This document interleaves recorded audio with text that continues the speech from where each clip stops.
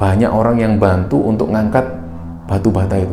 Begitu diangkat, posisinya memang kelihatan jelas sekali. Jadi susu itu sudah agak keluar dari sini. Ada 1, 2, 3, bentuknya kayak rambut tapi dari emas gitu loh. Jadi ketika diambil satu sama orang pintar itu tadi, diambil satu, jelas itu di pemakaman itu kan posisinya, situasinya kan pohon tinggi-tinggi semua. Itu ada suara tangisan jerit dari pohon itu. Kayak kesakitan gitu. Nah, begitu orang-orang warga di situ, ada suami istri yang melihat ke atas gitu. Dari arah suara yang jerit itu tadi, dia melihat ada ibu-ibu itu yang kayak gini, ibu yang sudah meninggal itu kayak nutupin wajahnya sambil teriak, kayak kesakitan gitu.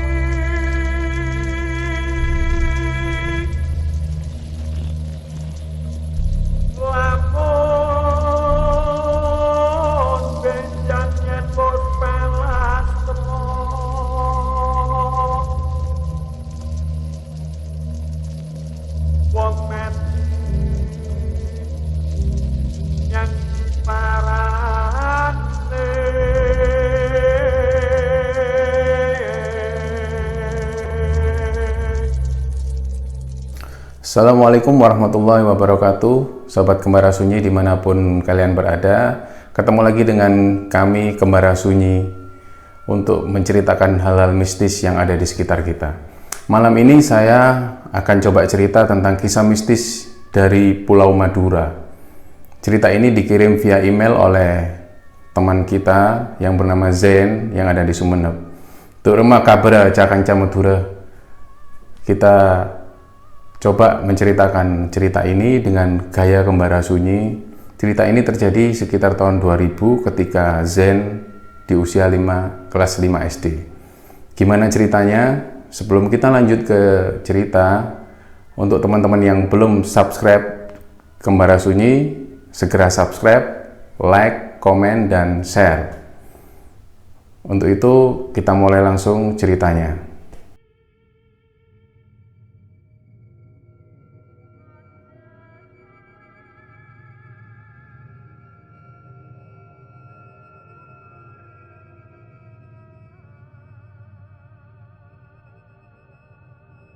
Jadi cerita ini kan dari kiriman dari teman kita Zen yang masuk di email Kembara Sunyi itu.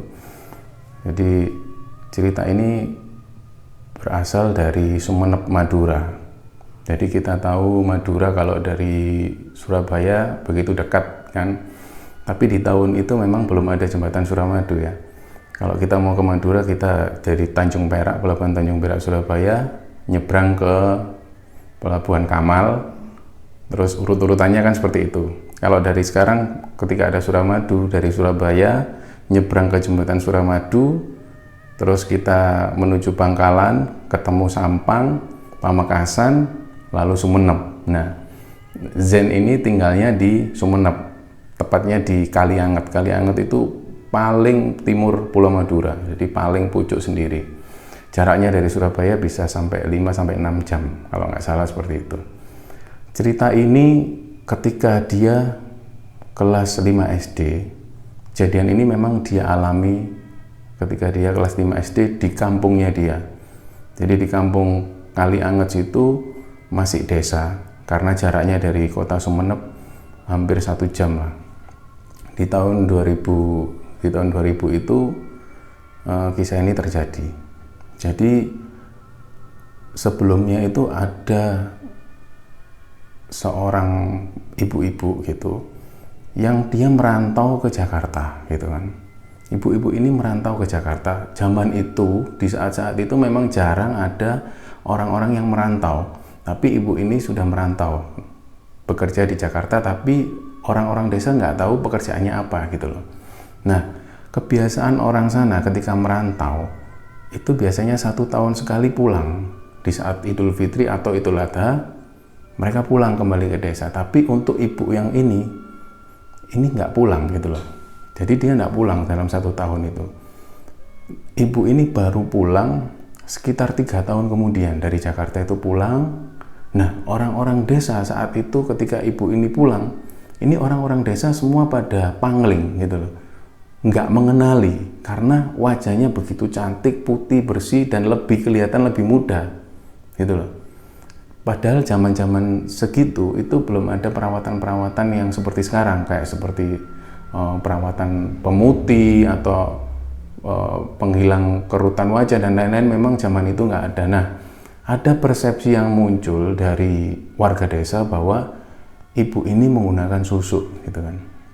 Jadi kalau teman-teman yang belum tahu susuk itu adalah kayak emas yang ditanam di tubuh. Biasanya orang-orang untuk yang butuh kecantikan, untuk menambah paras wajah yang ayu itu ditanamkan susuk di situ. Itu berupa emas gitu. Nah, ada persepsi dari warga desa itu kalau ibu ini menggunakan susuk karena terlihat lebih cantik dari yang biasanya.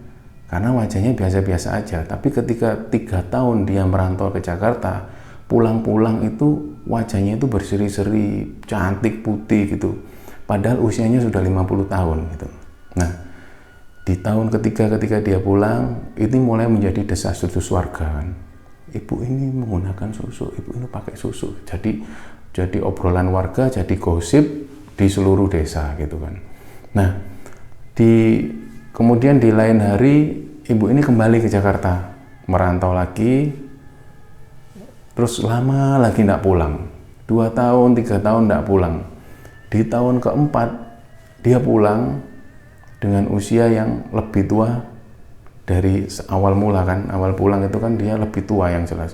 Tapi wajahnya masih cantik seperti anak yang usia 30-an gitu loh.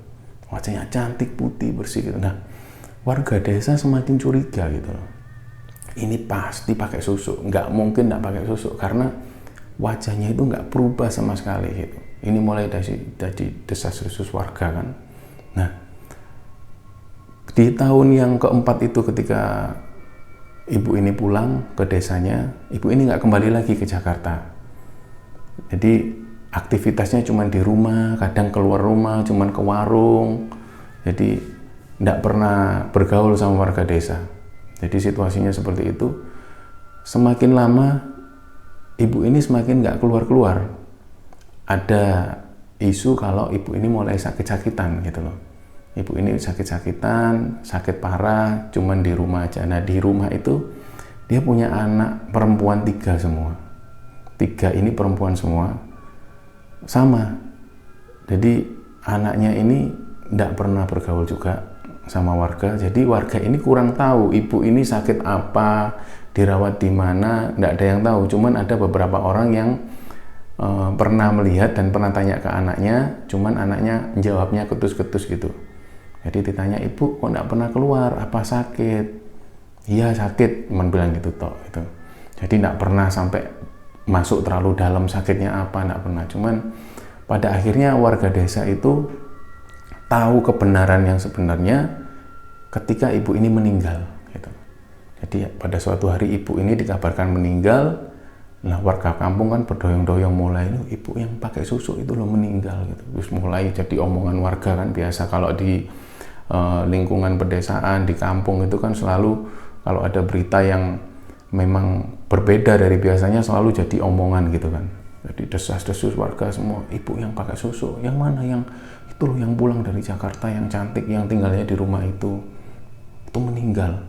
Oh ya tahu. Jadi nah, orang-orang berbondong-bondong kan. Jadi tradisi sana itu kalau ada orang meninggal itu semua itu ke sana, ke rumah itu ya melayat lah istilahnya, melayat. Jadi semua ya laki-laki ya perempuan semua datang ke sana. Nggak hanya ibu-ibu, semua ibu-ibu. Cuman ada tradisi di sana itu, di Madura sana bahwa ketika orang melayat, jadi ini meninggalnya kan sore menjelang maghrib. Sore menjelang maghrib, ibu-ibu ini ke sana pas maghrib sama bapak-bapaknya.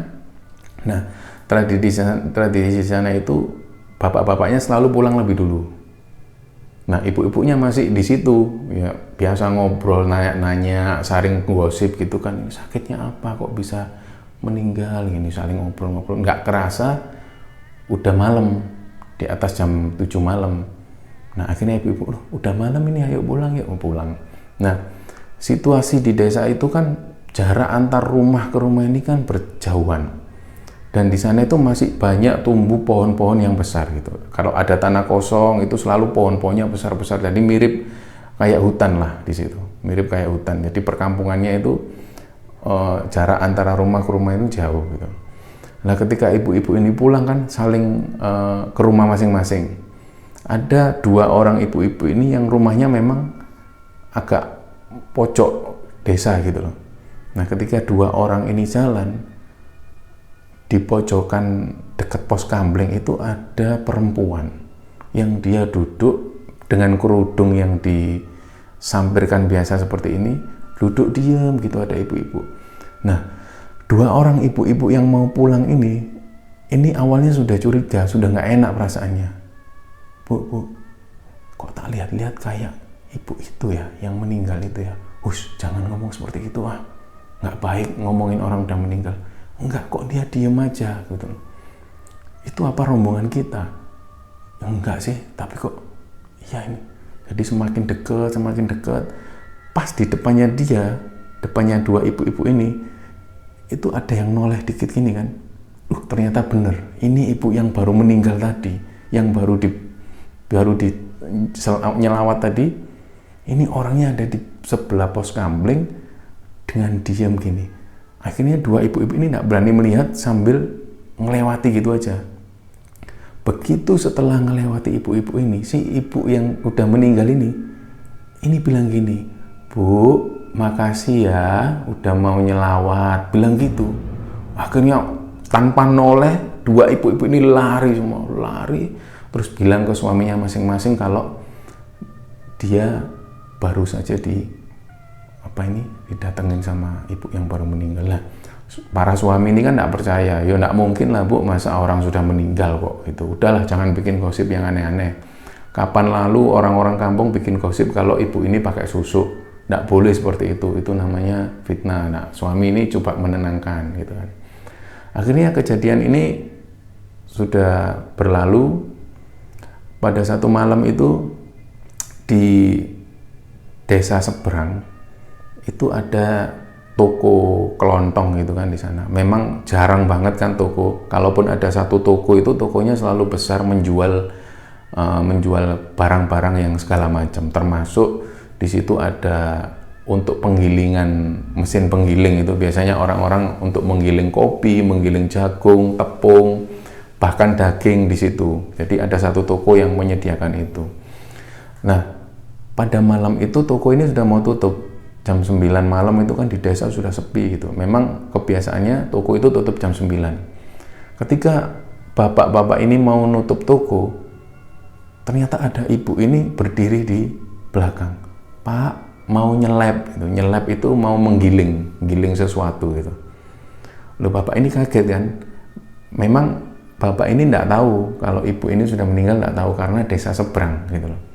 Begitu dilihat, oh ya mau nyelep apa Bu? Dilihat dari bawah ke atas itu ibu ini tidak bawa apa-apa, tidak bawa barang yang mau digiling gitu loh. Oh ya mau giling apa Bu? Gitu. Terus ibunya mendekati bapak ini tadi, nyerahkan tangannya diginikan, mau nyelep ini Pak. Gitu. Maksudnya ini tangan saya mau digiling. Loh, terus tiba-tiba bapak itu kan curiga. Dia kan dengar desas-desus dari desa seberang kalau ada jin yang gentayangan ini gitu. Ibu-ibu ini yang gentayangan. Dilihat dari bawah ke atas, jangan-jangan ini ibu yang sudah meninggal yang menghantui orang-orang itu kan. Dilihat dari bawah ke atas, diperhatikan, benar ternyata. Wajahnya itu sudah kayak hancur gitu kan. Wajahnya sudah kayak hancur gitu, terus semakin curiga. Loh. Jadi bapak yang punya toko ini tanpa menutup tokonya langsung masuk rumah, terus pintu rumah ditutup, tokonya belum ditutup. Begitu masuk ke kamar terus bilang ke istrinya, Bu, ada ibu-ibu yang baru meninggal itu yang dia ngantuin aku. Yang benar Pak, diintipkan dari jendela itu. Ternyata orang itu masih berdiri gitu, celinguan gini. Pak, sambil manggil gitu. Itu kejadian itu sampai subuh hari. subuh hari baru orang-orang berangkat ke masjid itu baru orang ini tidak ada lagi gitu. Nah, kejadian-kejadian yang orang ditakutin dan lain-lain ini mulai muncul di desa-desa, bahkan tidak hanya di desa itu, tapi 3 desa yang diteror sama orang ini gitu loh, orang yang baru meninggal ini. Satu hari itu ada tukang bakso yang memang datang ke desa itu memang kadang 2 hari sekali, kadang 3 hari sekali gitu kan. Suatu hari itu, satu malam itu ada tukang bakso ini lewat, memang biasa lewat di situ. Nah, tukang bakso ini memang sudah tahu kalau di desa ini sering ada teror dari hantu ibu-ibu ini gitu loh, hantu ibu-ibu yang pakai susuk itu kan. Tapi dia nggak terlalu ambil pusing gitu loh, karena pikirnya dia kalau dia nggak lewat desa ini nggak ada pemasukan kan gitu. Dia tetap lewat tapi dengan waspada gitu loh. Cuman dia nggak pernah berpikir yang mana orangnya, wajahnya seperti apa, nggak tahu tukang bakso ini. Lewatlah dia, ding ding ding ding ding ding ding ding, bakso bakso bakso. Di sebelah pos kamling itu ada ibu-ibu tadi duduk gitu. Pak, bakso gitu, dia manggil gitu. Oh ya Bu, minggir kan, dia minggir. Berapa Bu? 1 mangkok ya gitu. Terus pas tukang bakso ini mau jualin, ngambil mangkok, ngambil mie, ternyata apa ini ada yang buka gitu loh. Ibu ini kayak buka panci gitu loh, panci bakso itu dibuka, loh kok dibuka sendiri. Ternyata begitu dibuka itu namanya panci yang masih panas itu diambil dengan tangannya itu tadi, diambil dengan tangannya, dimakan sama langsung gitu, dimakan langsung. Nah terus tukang bakso kan kaget kan, larilah dia tukang bakso, lari ke desa yang yang perkampungan itu tadi, tolong gitu kan. Dia minta tolong ke warga desa kan otomatis keluar, ada apa, kenapa kamu? Nah, tahu kan kalau ini tukang bakso langganan mereka kan. Pak, saya baru ditakutin sama hantu perempuan Pak. Siapa? Itu orangnya cantik gitu, pakai kerudung segini. Loh, lah orang warga desa ini sudah tahu, masa sih orang itu yang ngantuin ya. Ya wis, sekarang rombongmu di mana? Di sana Pak, dekat lapangan voli sana, dekat pos kamling gitu. Ya udah, ayo kita manggil warga aja, ngambil rombong Pak Sungu kan gitu. Begitu warga kampung ke sana, ternyata benar memang rombong bakso itu ditinggal di situ dan masih ada mangkok yang jatuh ke tanah itu kan. Berarti sama warga dibawa kan, ditemenin, dibawa. Terus habis itu tukang ini malah semakin menyebar berita-berita ini. Hantu gentayangan itu kan menyebarkan di desa seberang maupun di desa yang lain. Jadi ada 3 desa yang dihantui oleh orang ini gitu kan. Nah, suatu hari teror ini belum selesai. Ada ibu-ibu yang setelah maghrib itu dia masih duduk-duduk di depan rumah itu sambil sambil pijit-pijitan, sambil cerita-cerita gitu kan. Nah, di desa tahun-tahun segitu itu kan yang namanya TV itu kan tidak semua orang punya gitu. Jadi ada satu orang yang punya TV, beberapa itu ngumpul di situ nonton TV, nonton sinetron gitu kan. Jadi biasa TV itu dikeluarkan agak keluar rumah supaya orang-orang bisa nonton. Jadi ada ibu-ibu 3 orang di situ. Ada yang saling pijit-pijitan sambil nonton sinetron, sambil cerita-cerita malam itu. Terus dia bilang gini, Mbak, kita jangan malam-malam loh. Soalnya takutnya ibu itu datang. Ibu mana sih? Ya ibu yang ngantuin orang-orang itu. Lah ada satu orang itu yang bilang seperti ini, walah, aku ndak takut sama gitu-gitu. Kalau kesini tak makan itu hantu itu. Dia bilang gitu kan. Nah terus nggak boleh bilang gitu. Kalau nanti datang beneran gimana? Nah, wes akhirnya sama-sama ketakutan. Nah, di desa itu memang masih orang-orang itu kalau buang hajat atau pipis gitu, itu masih di luar kadang-kadang itu. Jadi ada satu pekarangan itu yang ditumbuhi pohon-pohon besar itu orang-orang biasanya pipis di situ. Memang ada toilet tapi masih ada lah orang yang pipis di pekarangan itu masih ada. Jadi hari itu yang ibu yang habis ngomongin itu tadi itu belet kencing kebelet kencing, minta antar temannya, ayo anterin aku pipis gitu, diantar berdua di pekarangan yang ada pohon-pohon besar itu. Begitu setelah saya pipis, terus dia mau balik ke rumah, itu ada sosok ibu-ibu ini tadi berdiri, ya kan, dengan pakai yang selendang itu, pakai kerudung itu, terus sambil ngeliatin gitu, tiba-tiba itu berubah jadi besar kayak kayak gerandong gitu. Jadi kayak orang hutan yang tapi tubuhnya hitam gitu, surat. Tiba-tiba ibu yang tadi ngomong nanti kalau ada hantu tak makan, dipegang sama dia, dilempar sama orang, sama hantu ini tadi dilempar, sampai dia itu terlempar ke depan pelataran gitu loh. Nah itu kabarnya itu tangannya itu sampai patah karena dilempar makhluk ini tadi. Jadi seluruh warga ini malah semakin heboh, malah semakin desas-desusnya ini semakin melebar kemana-mana gitu loh. Nah suami ibu yang tangannya patah ini tadi, ini tidak terima gitu loh, karena kelakuan hantu ini tadi.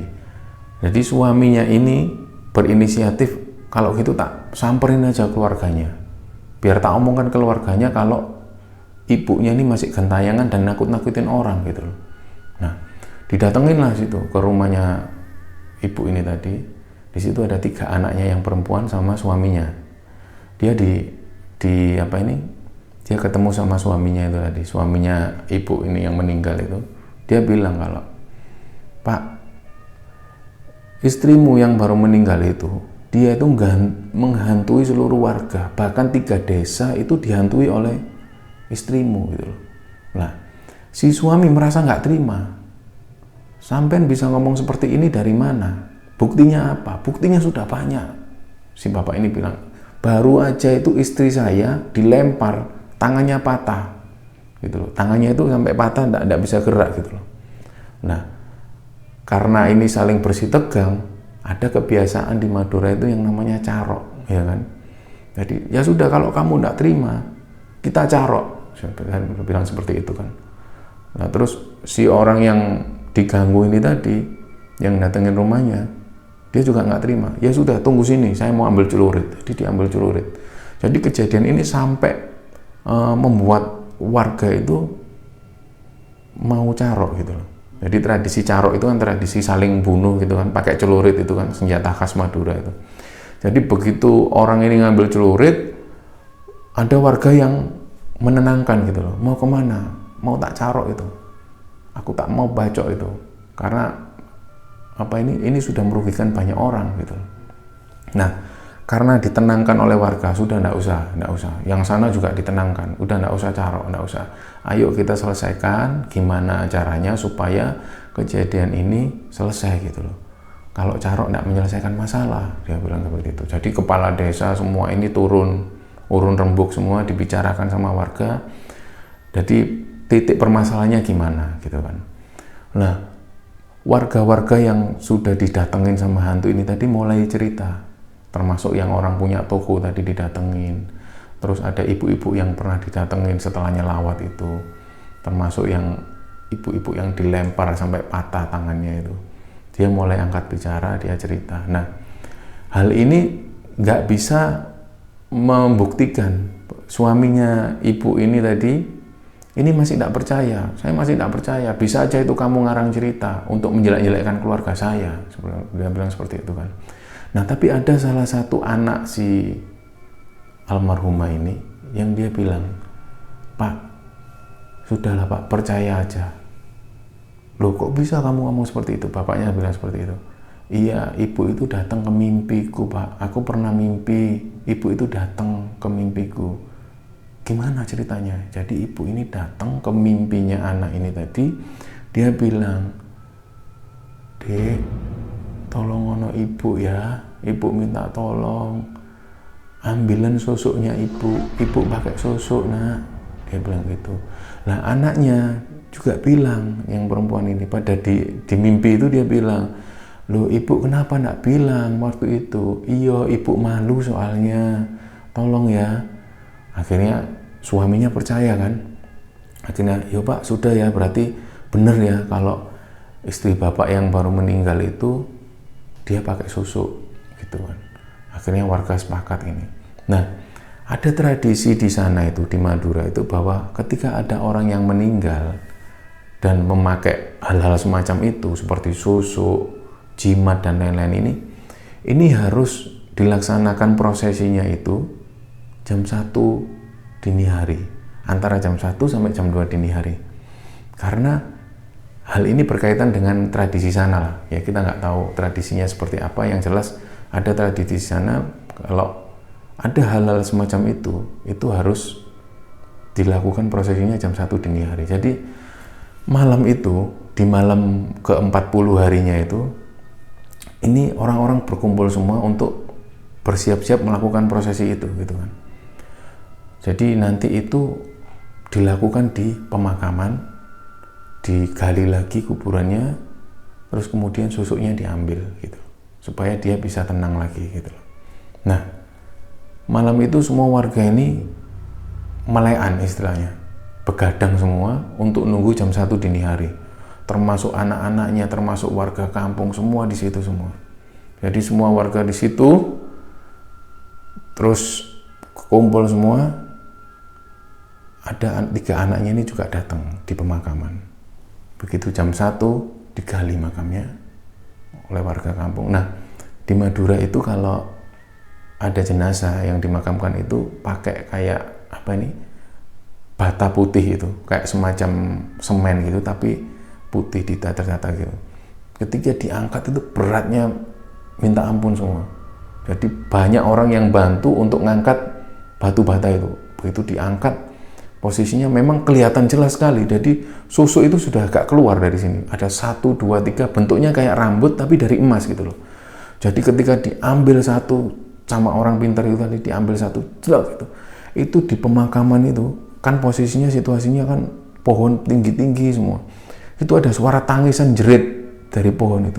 Oh, kayak kesakitan gitu. Nah, begitu orang-orang warga di situ, ada suami istri yang melihat ke atas gitu, dari arah suara yang jerit itu tadi, dia melihat ada ibu-ibu itu yang kayak gini, ibu yang sudah meninggal itu kayak nutupin wajahnya sambil teriak, oh, kayak kesakitan gitu loh.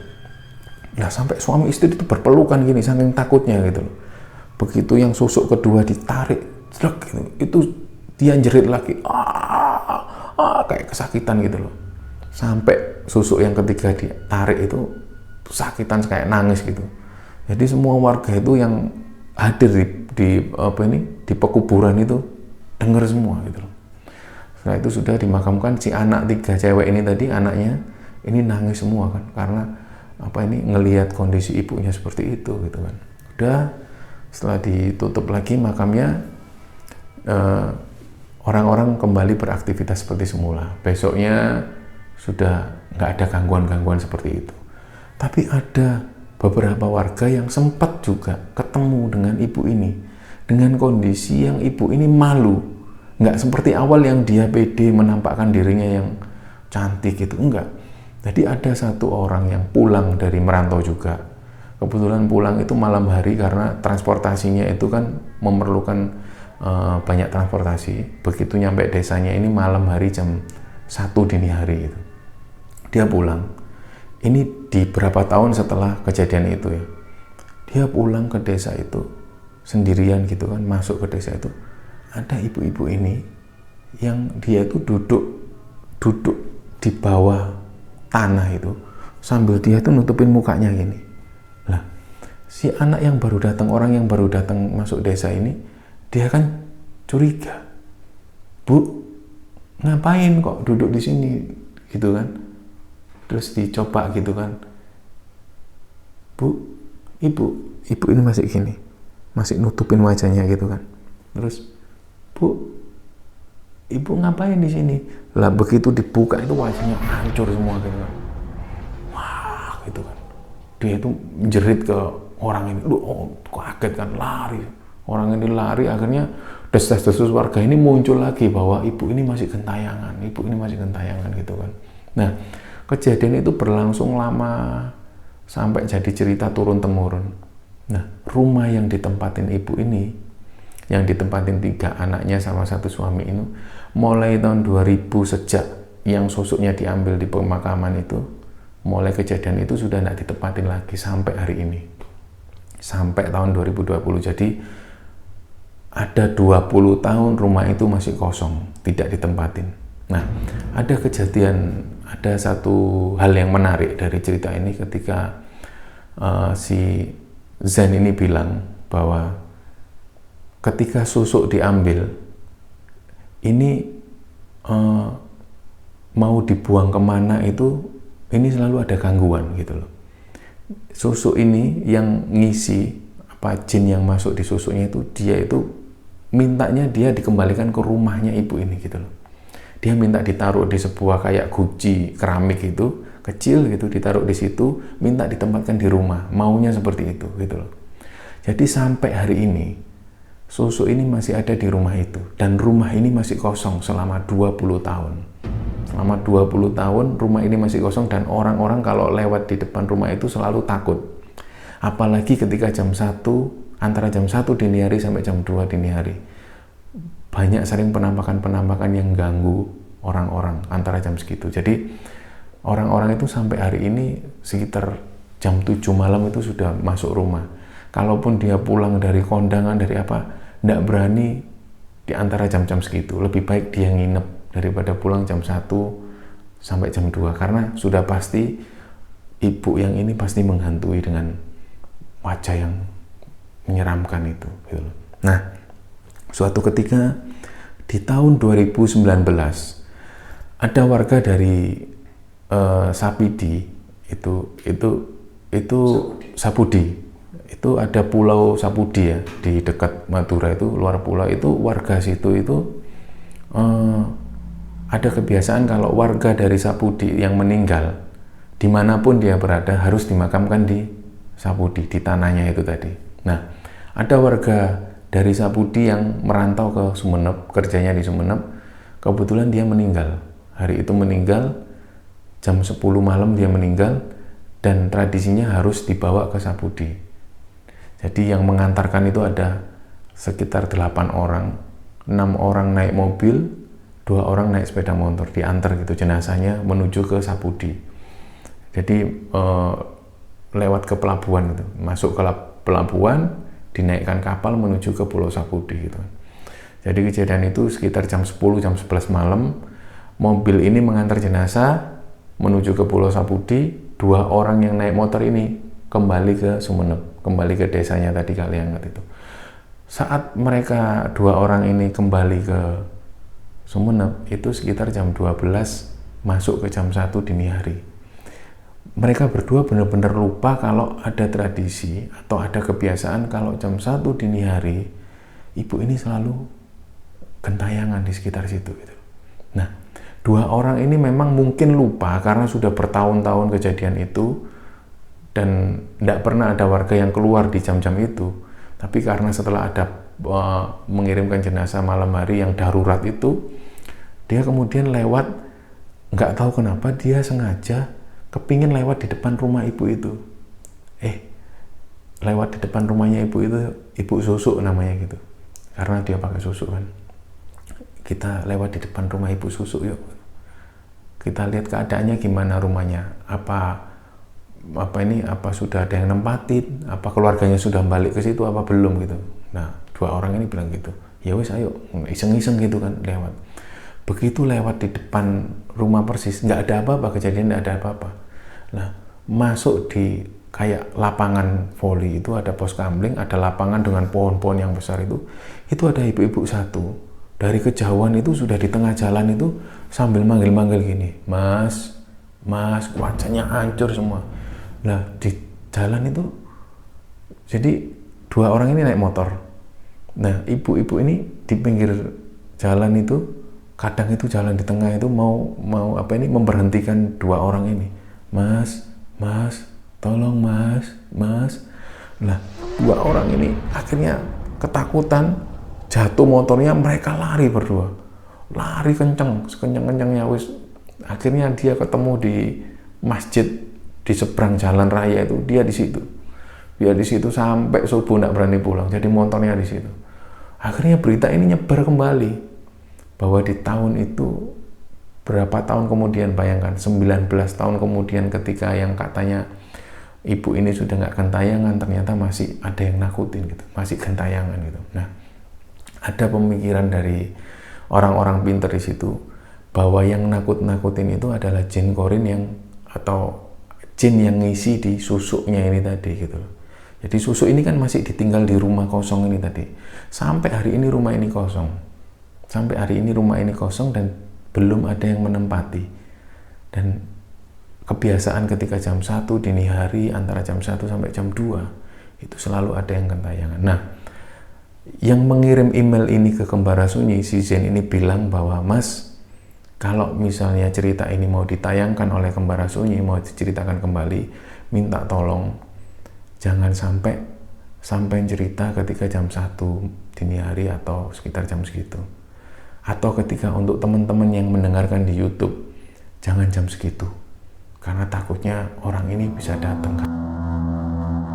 Karena takutnya orang ini bisa datang.